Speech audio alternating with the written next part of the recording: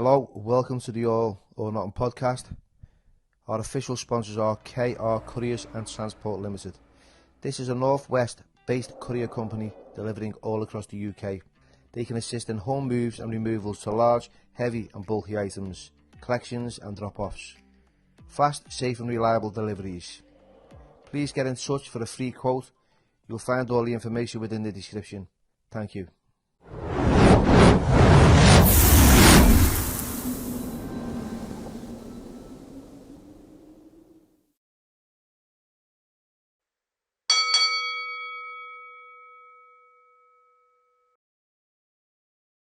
Hello everybody and welcome back to the All or Nothing podcast with myself, Billy Moore, and today's special guest is Ash Martin.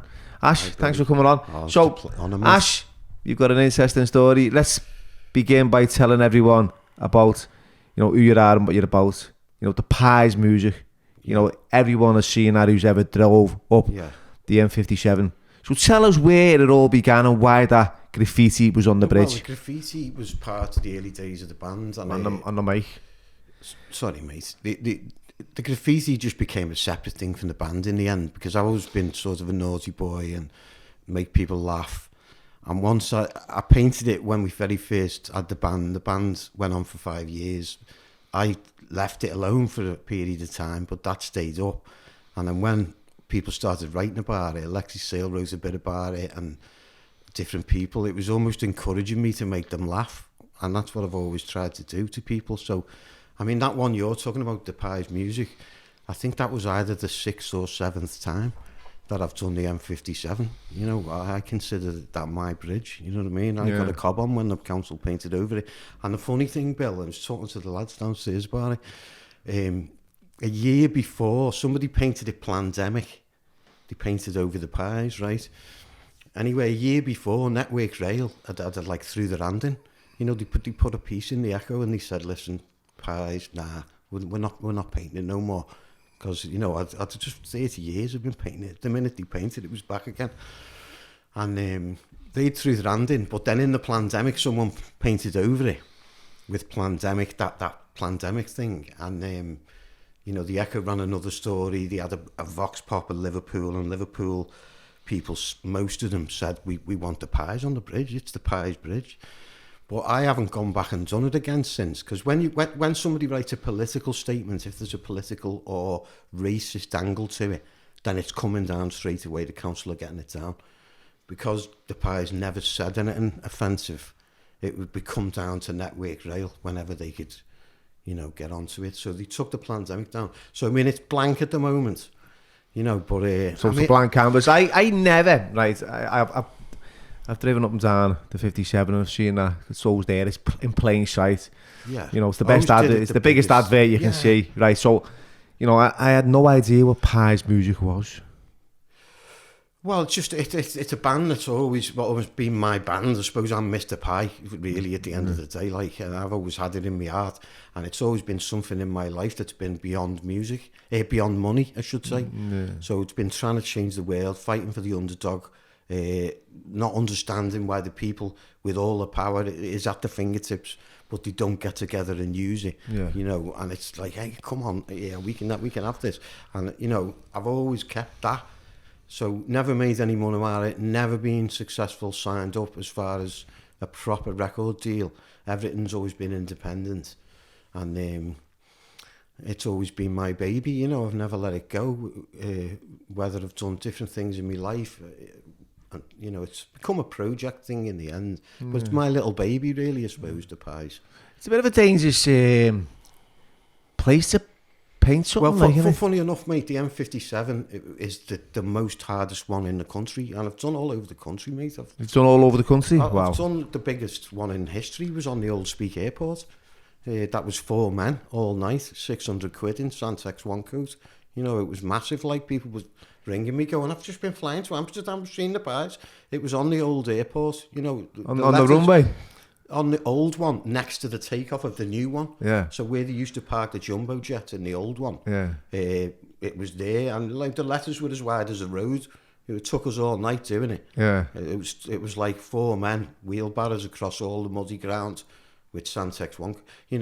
That was the biggest one we done. Mad story with that as well. We got struck by lightning that night. It was, I mean, I can tell you that quick one if you want to hear that one. Yeah, that is go a ahead. funny one, mate. It was, I was with a girl and been with her and decided I wanted to do this thing, like, but she was saying to me, listen, mate, if you come back with a drop of paint on them kecks, on them new trackies you've bought, you don't even come home.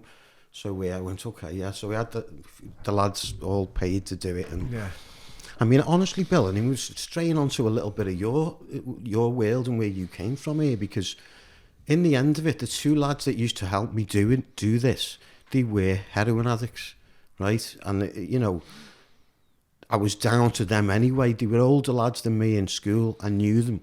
So what I used to do was I'd go to their house it was off Lark Lane. It was like the gathering place for people who were having a bit. And I'd give them a tenner. And then they'd get a little bit of what they needed. And then they were with me all night then. They were bomb-proof all night. And then at the end of the night, I'd give them the other 90 quid. I'd basically give them 100 quid to work with me. And they were fucking brilliant, mate, honestly. And I felt, I mean, one, I was seeing that world, which I'd never seen before, and it was an eye-opener. Yeah. And secondly, I was getting them out. And they were having loads of exercise, and they were doing stuff and having a laugh. So I felt it was a win-win in a way.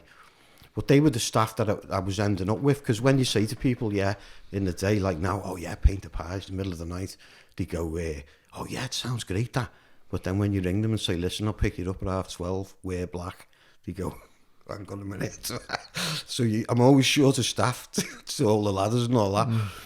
Anyway, going back to the airport, Billy, so got my cousin and these two lads, Frank and Whitey, and we're going across the wheelbarrows full of Santex one coat, 600 quid, big heavy wheelbarrows across all the old ground in Speak and the mud and everything, right? So finally get to where we're doing it, right?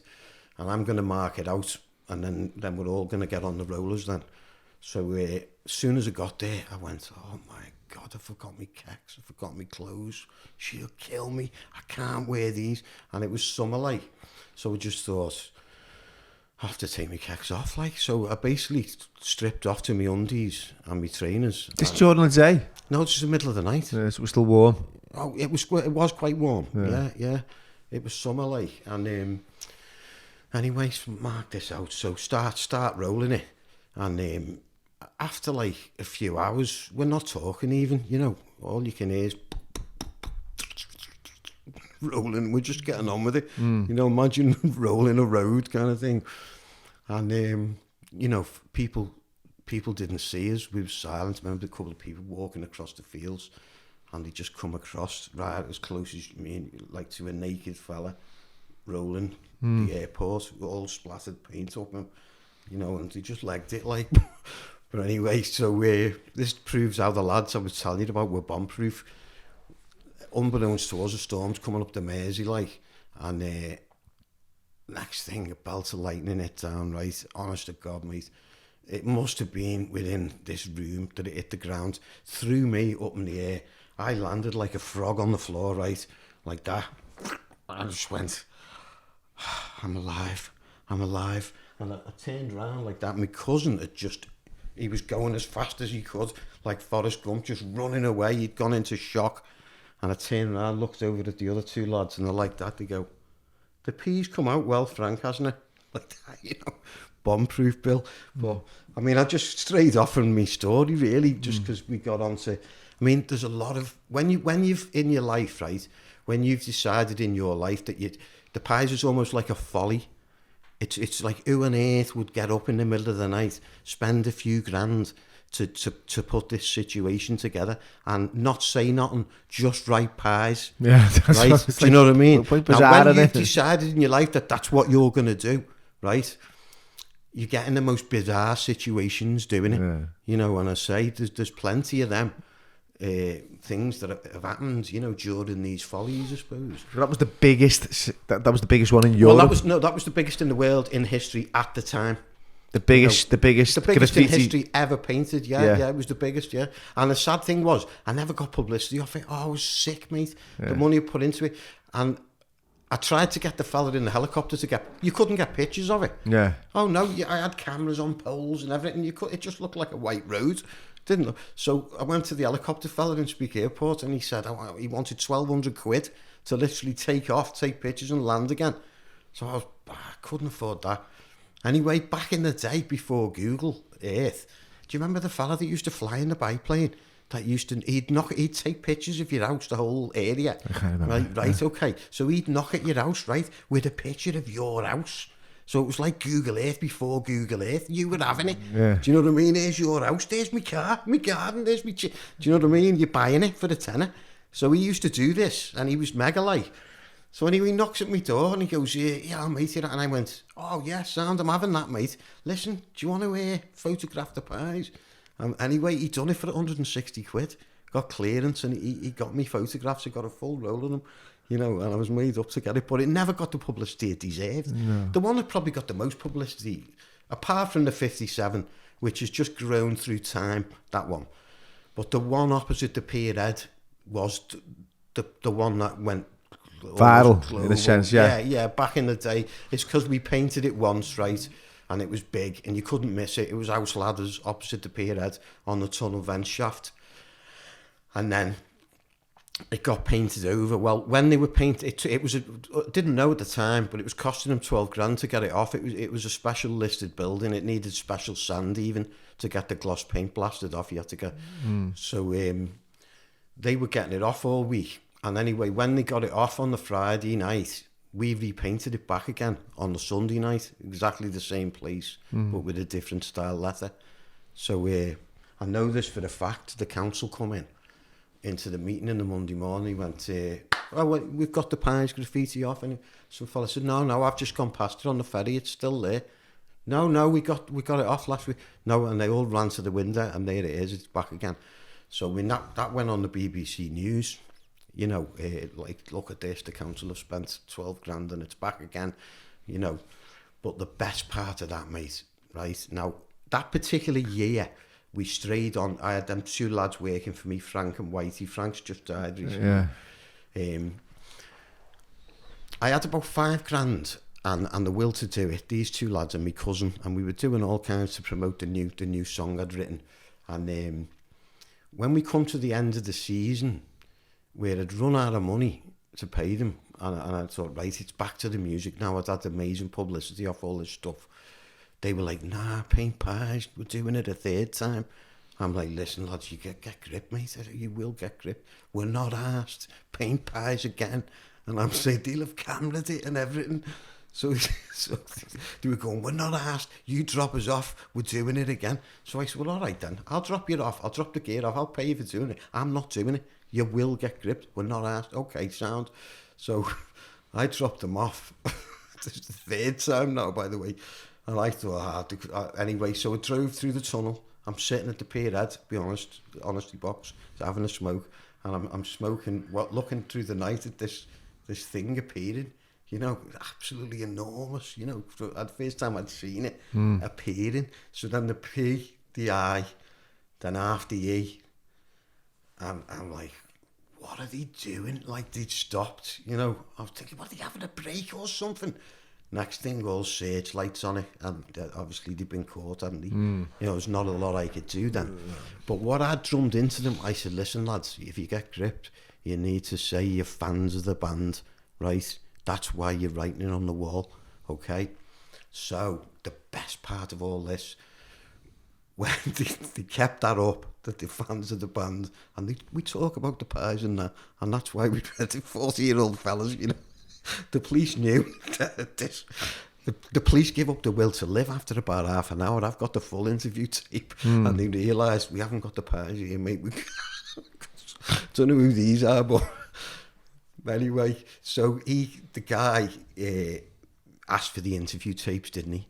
And it's Liverpool gold, mate. It's the Birkenhead police, you know, questioning these lads. And I've released it. I've put it on different releases, little clips of this interview. The Birkenhead police and the tactics interviewing these two lads, you know. And honestly, mate, it's comedy gold. You know, he's saying, who did the P? I did the I. Oh, Frank doesn't like the ladders. I had to do the top of the S. And it's comedy gold. And in the end, after about half an hour, 40 minutes, one of these lads turns around and goes, he goes, we were going to do it a bit bigger, but we didn't think we had enough paint.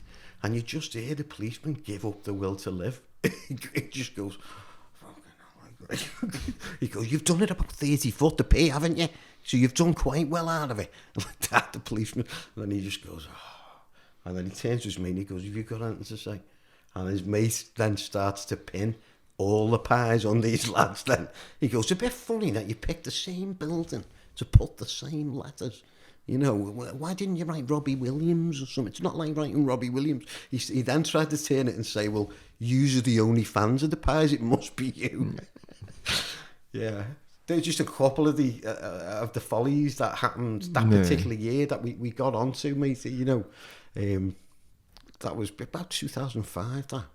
You know, did you have any backlash from like the public or people saying, "Look, this is graffiti," or this not is even the police, mate? I got caught red-handed, you know, and not asked, like, you know. I mean, there's obviously people that must get a comment about it, but I think the funny thing with graffiti is that it goes back a long, long way. It's really in the psyche of people, you know. It's like a normal person who hasn't got a newspaper, hasn't got a radio, they can write things, can't they? Yeah. Billy is a slag, or whatever they want. Not talking about you there, Billy. I know he's not a slag. I don't, but no, do you know what I mean? Yeah. You could write anything, and you can get to the wider public, can't you?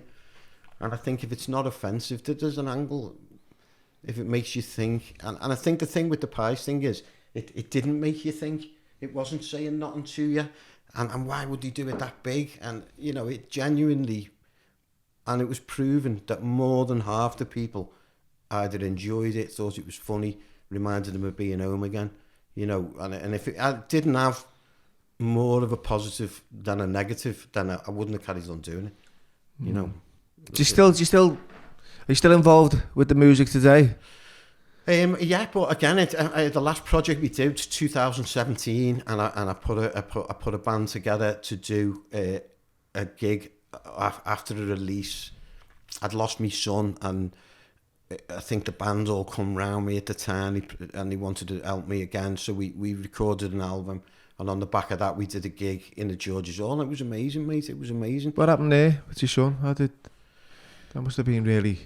Yeah, it's Billy. That's it was a horrific story, that, mate. I mean, I don't know whether we want to go back to the beginning to set all the side of it, but I can tell you, if you want to know now. Yeah, well, there's a lot of contributing factors in your life, isn't there? There is, mate. There is. Yeah. And history repeated itself over and over again in my life, and I will hopefully tell you, you know, about it. Yeah. But obviously that was a big moment, yeah. I had suffered a breakdown around about the same time. There was his baby, my grandson was involved. He was badly injured.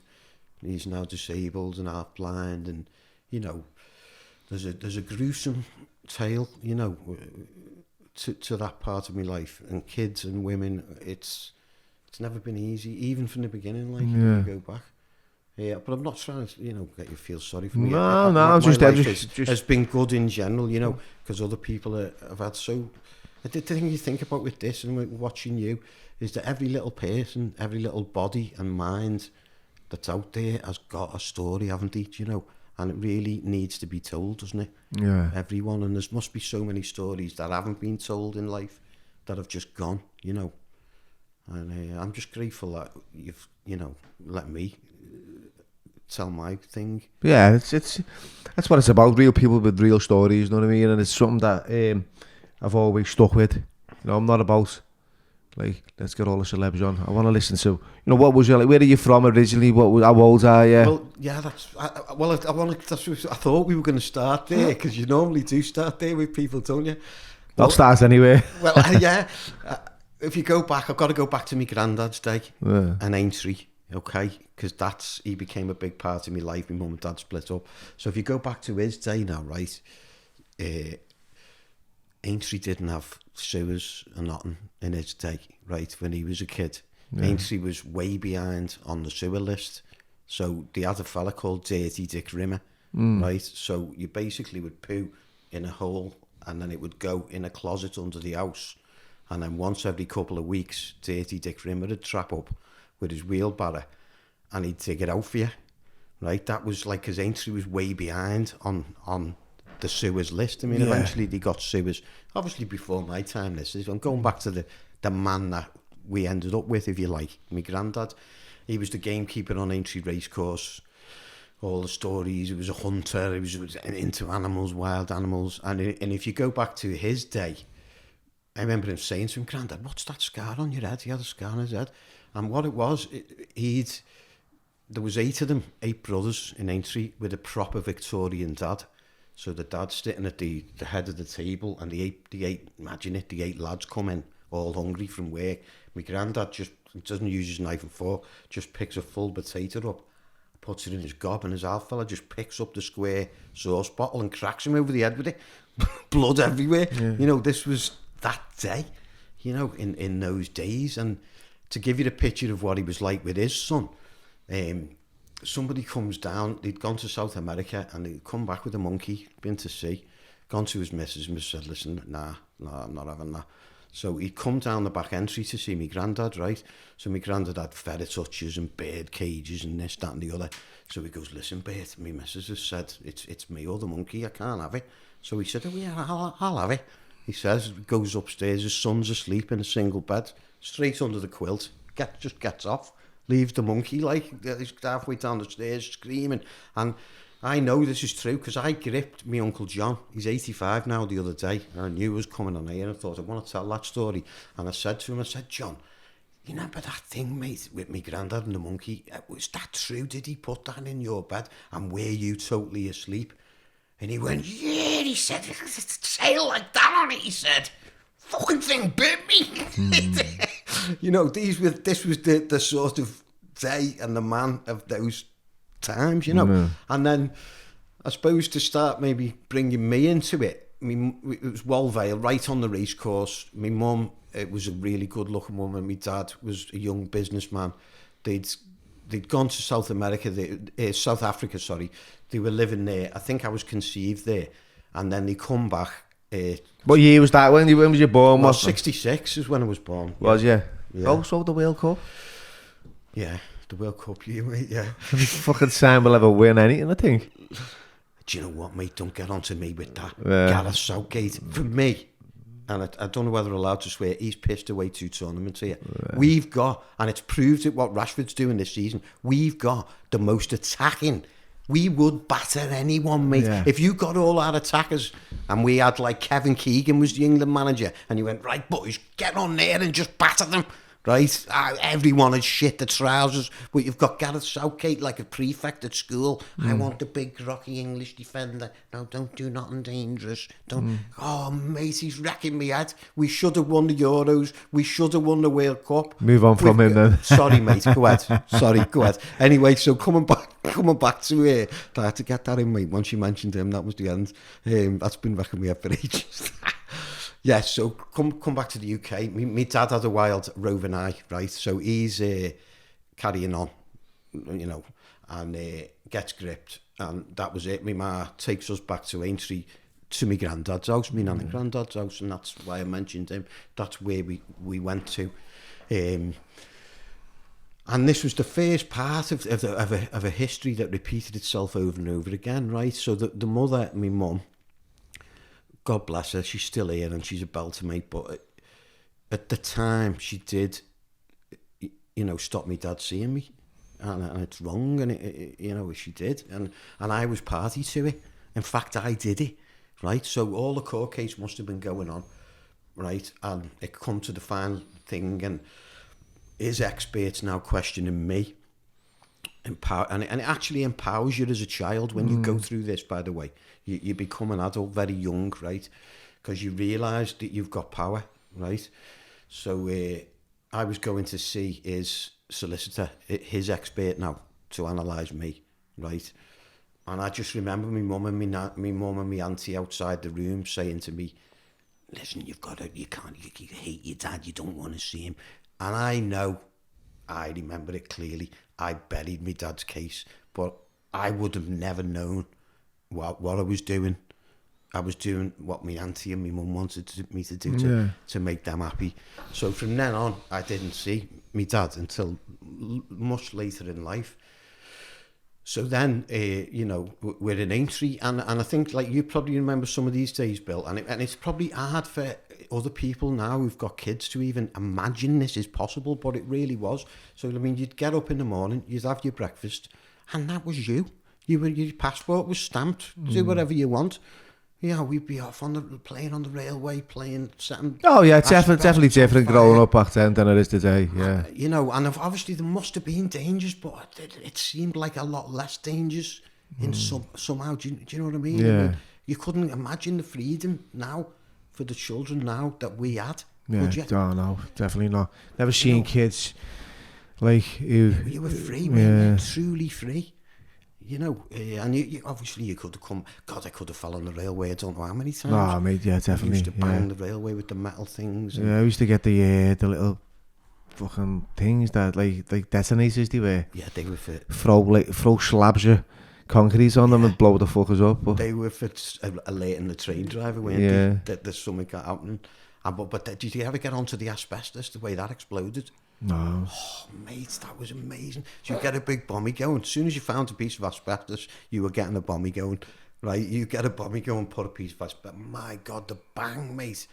It blows the fire out. Do you know what I mean? But when you think of it now, the way we know about asbestos, and we were looking for it.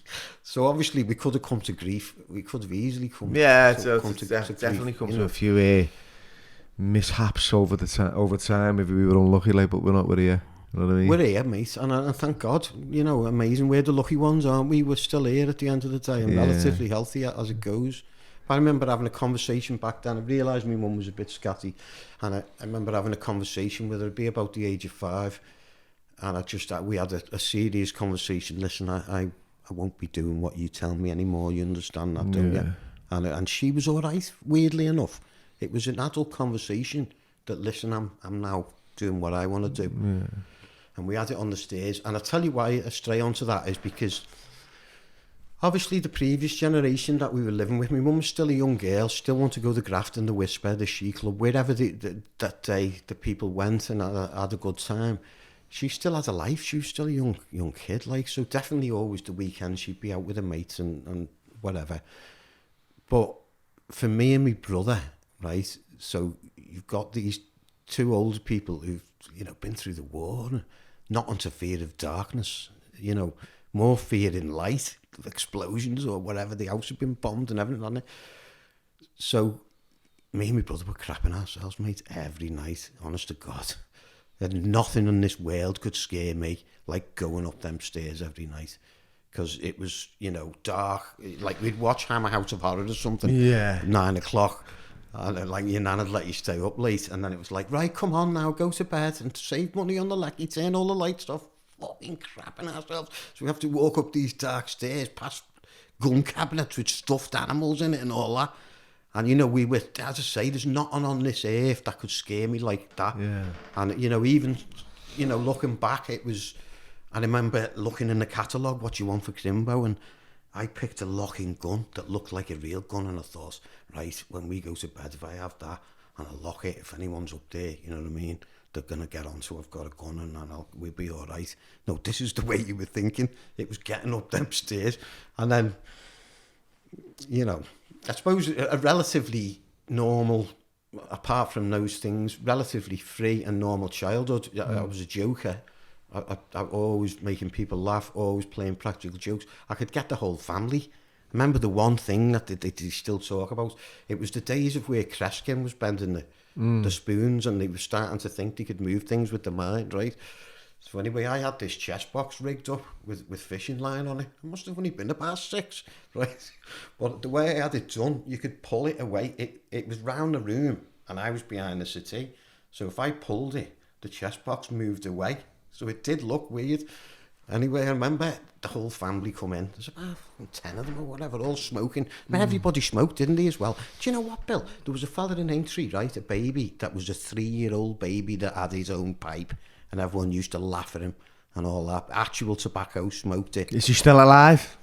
Well, no, he packed him in at 5. He packed in at 5, like, but That's No, a but dream. that you threw me off there, mate. But, you know, so I just remember them all coming in and they're all looking at the telly. And I went, why don't we, I just piped up right at the back, why don't we all concentrate on that jet box and see if we can get it to move? And you know, when you just say a little thing and the room just zooms in, so everyone's like that. And I just moved it a little bit and it's like the footy match. You know what I mean? They all... And I remember setting a stink bomb off under my granddad. I mean, basically, I was a joker, mate. Yeah. Sure. You know, and I can't moan about anything else about my childhood, you know, really. But then, you know, let's go forward to the big school where you sort of lose your fears, I think.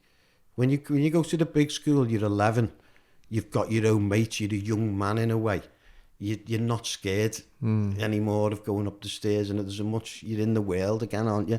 Somehow, whereas in your junior school, you're not so much, you know. And I think once I started getting my own mates and things, then, you know, and then an occurrence happened. I mean, oh God, it was the stories of what I did in... Have you ever been to prison? I've played in prison. You've played in prison? Yeah, and I've done... This was a funny thing, Bill. I mean, we're jumping forward again here, so we'll leave that there, right? But...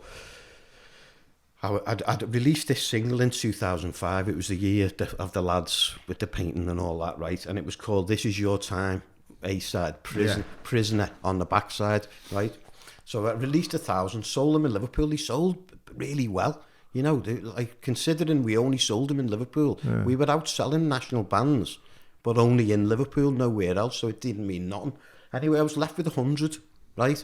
And I'd been driving past the prison thinking to myself, oh yeah, you know, I'd love to do something there. And I looked at it and I thought, this is your time, prisoner. And I thought, I know what I'll do. When the lads, I found out when people leave prison, they get a £5 and a packet of bussies and a bus ticket, or some sort of little thing that they can at least eat and get a bus somewhere, right? So I thought, what a good idea, I'll give one of them. With the next 100 people that get released, they get a pie CD. This is your time, prisoner, you know. And so I just knocked on the door of the prison. Anyway, the governor come down. He went, yeah, that sound idea, you know. What about playing here? So I thought, yeah, defo, mate, yeah. So a few weeks later, I trap up with my guitar, my distorted amp. Right, and between you and me, Bill, the only vice I've really had in my life is cannabis, and you know, and I know it's not good, and I'd be better without it and all that. But for some reason, from when the drummer was early in the band, he chonged it. I've always took a little bit of it along with me, pretty much all the time, through all the jobs I've done and everything. But I don't. It's not an excess thing. It's a bad habit that I don't really need to run on, but I do, you know, and I've never really kicked it, I suppose, and obviously there's a bit of nicotine in there as well. So anyway, I'd just been and bought myself a nice quarter of skunk at the time. Cheese, which I loved. I loved the old school cheese, the smell of it. And anyway, so I pulled up outside the prison, thought, shit, I'm not going to leave the car here, like. So I get my amp and my guitar and walking towards the gate. Next thing, the governor comes out and he goes, hi, Ashley, hi, mate, yeah, oh no, bring your car in, mate. And I'm thinking, no, honestly, it's fine. No, honestly. Come on, no. I insist, Ashley, you're not... Honestly, bring... And I thought, at this point, it's going to look fucking weird if I don't bring it in. So, okay, you know, so puts the guitar in and the case and all that. Drove in, right? So drive into... You'll know this room, possibly. I drove in through the yard and all that, turned right, and just come to this little side door, right? I remember parking right next to the door, and there was just a little stairway up. And then you were into like a big long room, right? So I get in there, plug my guitar in and all that. I'm just doing a sound check, quite punky, just me on my own, but quite a punky sound.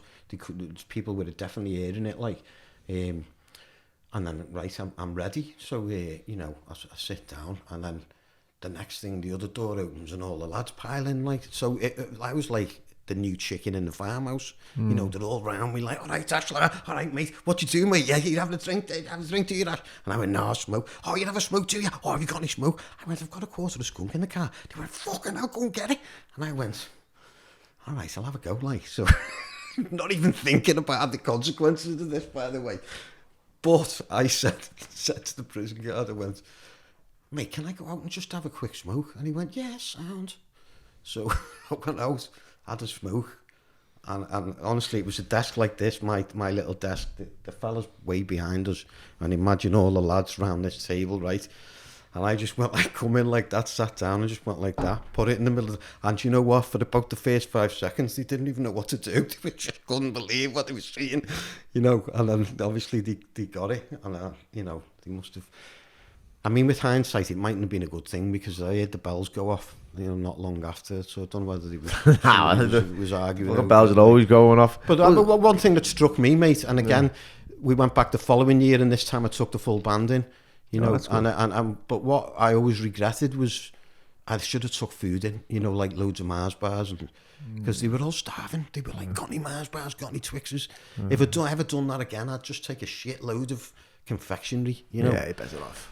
So what are you doing with yourself these days?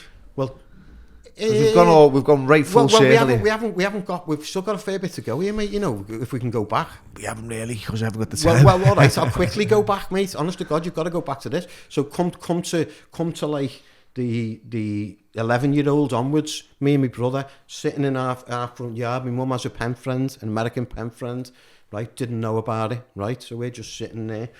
Next thing, in the road playing. Next thing, this cowboy comes walking down Cambridge Road in Aintree. Cowboy boots and everything, right? Oh, fucking weird, isn't it? Proper American, right? My ma comes out and he goes, I want to marry you, woman. And she goes, I will. Within a week, we're living in America. And that was a 2-year round the world, mad, you know, again, you're cutting the time here, so I can't go into that too much. But then... No, because we're on batteries, lad. Oh, is that what it is? Yeah. You're worried about the batteries? No, I know, they'll go off, don't worry, trust me. I mean, God, mate, I was useless, mate, for years and years. Do you know what, mate? I was one of these people who would say to you, oh, get over it. It's depression, you know. Yeah. I wouldn't understand it, but my God, I do now. Do you know what I mean? And what drove it into me, I was working on my own. I was almost like a lighthouse keeper. I had a static caravan in Wales, right? And I'd run my antique business from there, buying and selling antiques. Yeah. Right, this one winter come, right? And it was dark, and it was always dark, but it never bothered me. I could have been a lighthouse keeper, but this one winter, there wasn't much work on. My mind wasn't busy, right? I started researching health conditions and things that kill humans, right? Within 6 months, mate, I was in full flight panic, running back to Liverpool, and I ran into Liverpool, right? Went to the A&E, and I'll never forget it. There was a 40-year-old woman doctor there, and she got me to one side, and she went, "I've seen this before in my medical students." You know, because people research all these things. Yeah, it's health anxiety, yeah. Yeah, but I didn't believe it, mate. Oh, my God, I fucking wish I did. But you're not having it. Yeah, you'll talk yourself into a fucking heart attack and everything. But you know what, mate? I can't regret that. Even though it was hell at the time, it took 5 years, 7 years to come back. And you're never fully back in a way. No. But I'll tell you what, I'm made up I did. Yeah. Because there's so many... For people who actually suffer that, their whole lives. I know people that do that. Periods of their lives, mate. I mean, people that suffer like that. It's fucking... God almighty, I mean, every second is a torture, you know, isn't it? You're living literally in the second. You can't, you know, it's a nightmare. Really worse than, I mean, in a way, it's worse than having an illness, because if you're in an illness, you're going to recover, You're getting on with the illness. Exactly. But with that anxiety, it feels like you're going to have a heart attack in the next 5 seconds, and then you haven't. Oh, it's going to be the next. You know, it's terrible, isn't it? Yeah. But I think I could help people. Yeah. Having been through it and recovered to it, you know, to a degree. Yeah. A brain is just a muscle, Bill, isn't it? Like your arm or your leg. Yeah. Or you know, or anything, you know. So how are things with you today then? How's Ashley's life these days? Well, I know we've a lad I'd love to have like the long ones, but it's just it's a bit difficult with this. No, it's fine, mate. So what's it like for you today? Well, obviously we touched on. I met my 19-year-old son. I waited till he was like 17, and I sent a message on Facebook, and he come straight back to me. Next thing, we're in the van together, mate. Oh, it was just blew me mind, you know, because when I lost my eldest son and the grandson at the same time, it was like I had nothing. Why am I even here now? You know, and I had to face that thing of, am I going to still stay here? And I ended up getting a song out of that called The World Needs You, and I thought, what would I say to someone if they were just going to do themselves in? And I thought, well, the world needs you, you know, and that's quite poignant, isn't it? What I wrote. But I mean, seeing him's amazing. I still deal with antiques. I have a little auction business, and you know, that's just an interesting. I'm definitely better working for myself. Yeah. I think everyone should work for themselves, really, mate. It's because you succeed or fail. When I look back at my life, right, and working life now, and I look back at the periods of time that I made other people rich, and I might have worked for them for 10 years or 5 years or different companies, I regret all that. I don't regret any of the time I worked for myself, even if it was absolutely on my arse and it didn't have a fiver. I still don't regret them times when you look back at it. Yeah. So I'd encourage anybody that's watching, work for you, do it for yourself. We'll talk about that at the end, because we always say at the end of a podcast, and you know the pearls of wisdom, don't you? So, you know, if you were... Is this it now? We finished now? Yeah, so... Well, you cut me off. No more stories, no. Fuck off, Ash. What do you mean, fuck off? I'm your guest. You can't say fuck off, Ash. Yeah, that's terrible. James English wouldn't say that, would he? Fuck off, Ash. That's terrible. Ash, no, mate, the pearls of wisdom, you want them? Yeah. Right. What would you say, right, to a young Ashley Martin coming through the doors of life? What would you say to yourself? If you had any advice or any guidance, what would you say? I would say do the best you can, like what you have, and try your hardest. But the one thing that you always need to remember, you're just a knobhead from Aintree at the end of the day. That's you. That's it. That keeps you grounded. Is that it? That's it. You. I wouldn't have needed any encouragement to have a go at things. Yeah. But I think if you always remember, I'm just a little hairy knobhead from Aintree at the end of the day, and that's all I am, the same as any other knobhead. You know. I think you put yourself down a little bit there. No, mate. No, because no, look, listen, right, I'll say this, because I always, what you tell yourself is what you become, right? Yeah. Right. I'm happy with being a knobhead from Aintree. That's sound for me. A little hairy knobhead that everyone's forgotten about. Couldn't give a fuck. Because do you know what, mate? I think the biggest mistakes we make is when we think we're something. Yeah. Right? Too, yeah, when you think you're something, you're going to be horrible to someone or ride over something. If you just remember, hang on a minute, no, I'm just fucking a dickhead anyway. Yeah. You know, I think you're all right then. You're human. You're not... If you have success, great. But please remember what you are. You're just the same as any other little body going round, worried about your own little things, you know. We're here for a short time, lad. That's about it. Mate, yeah. And God bless you. I'm like in awe of you, by the way. You know what I mean? No one else was getting pie.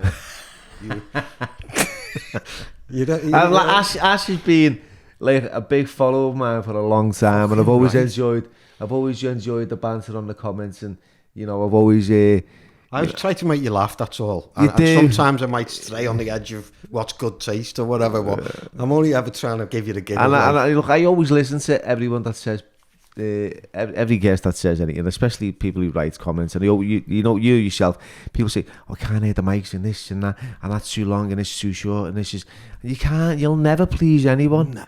You know, I was talking to James English recently, and someone had commented on one of his guests, right? Yeah. And I'd seen a post where he was getting assassinated in the comments section, right, on Twitter. And I thought, that's what happens, is like, when somebody doesn't like a person or an individual guest, right, and it's not their cup of tea, then they're okay with that opinion, right? Because, like, not everyone likes me. Not everyone's going to like you. Not everyone's going to like fucking Joe Bob Sam down the road. You know what I mean? But the reality of it is, as long as we like ourselves. Do you know what, mate? The thing I would say to you, right, is that sometimes, you know, somebody could just be having a bad day that day. They could just be a little bit nasty. That's the way they are. You might get to a point, you see, where you do your creative stuff, what you're doing. At the moment, you're doing the heroic act of trying to engage with every one of your fans, right? You might come to the point in your life where you're that busy doing the creative stuff, Yeah. doing whatever you're doing, that you'd have to switch all that side of it off. And You can't look back at it. When you're an old man, look back at it. Yeah. But you can't let one dull vibe stop this boogie. No. It's an old saying. I always say to myself, right, I feel as if they're taking the time out to write something. Yeah. And comment. Yeah, but you don't know what their agenda is. Yours is a good agenda, right? You're creating things for people. You're digging up stuff from Liverpool. You're telling historic Liverpool stories that never would have been told.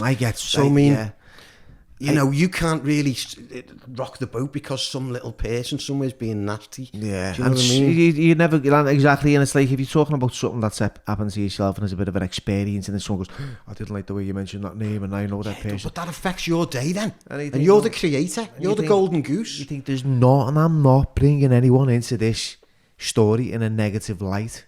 Right, I'm sharing an experience. You're doing the creative job, and that's why a lot of people who've been in the world you're in, which is the media world. At the end of the day, you're a channel like BBC One or whatever. No, honestly, you've got your own thing, and why not? And so the things you're doing, as I say, mate. You can't. People that have done it for years don't look at the newspapers. They don't look at the comments, and I haven't got anything like the followers, but I've got a YouTube channel with pie stuff on it and 300 videos of fishing and this, that and the other on it, mate. The comments are all disabled. Do you just disable I haven't got time in my life to see where someone else has had that. You've got a mission in life, Billy, and I'm telling you, I'm made up and met you. And I wasn't nervous. I thought, I'm going to get a couple of hours with this fella. That's something about this fella, right? And I don't know where you're going or what you're actually going to end up doing, but it's something. So I'm made up, as a little hairy knobhead from Aintree, that I've had 2 hours with you, mate. Honestly. Been great. Honestly, mate. Absolutely, thank you. And I'll never forget it. My little boy's going to be made up with the bus, by the way. I don't think the marbles will do him any good. Ash brought these little marbles, little antique thing, well, it's a little wooden. Well, I don't know how old he is. I know he's a little fella, but you'll have to work that one out, boss, won't you? Right. Oh, thank you, Billy. You're a belter, mate. I love you, mate. Thank you.